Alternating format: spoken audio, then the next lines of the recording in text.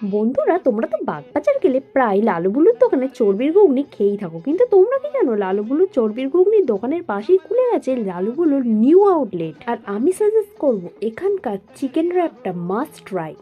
এই দারুণ tasty chicken র্যাপটা fully veggies এবং চিকেন কাবাব এবং মশলাদার। তো এখানে না আরো অন্য ধরনের র্যাপ পাওয়া যায়, যেমন হরিয়ালি র্যাপ, ফিশ র্যাপ। তো তোমরা অন্যগুলো ট্রাই করে দেখতে পারো। আর তোমরা এই চিকেন র্যাপটা বানানোটা দেখতেই পাচ্ছ কতটা ভেজিস দেওয়া হচ্ছে।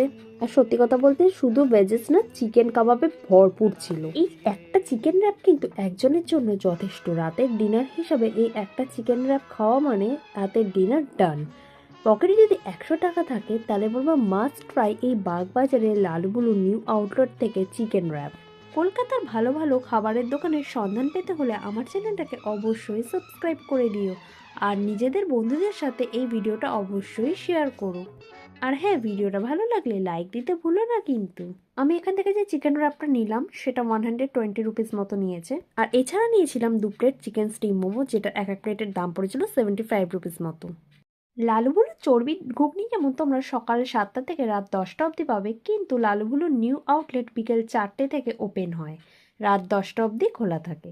আর এখানে গেলে আমি অবশ্যই বলবো হাতে সময় নিয়ে যাও, কারণ প্রচণ্ড ভিড় থাকে। আর এই চিকেন র্যাপ খাওয়ার পরে যদি পেটে অল্প জায়গা হয়ে থাকে তাহলে বলবো একবার প্যান ফ্রাই মোমো আর পাস্তাটাকে ট্রাই করে দেখতে পারো। তাহলে তোমরা এবারে বাগবাজার গেলে লালুবুলুর নিউ আউটলেটে আসতে ভুলো না কিন্তু। তো চলো, আজকের ভিডিওটা এতটুকুই। পরবর্তী ভিডিওতে আবারও দেখাবে। বাই।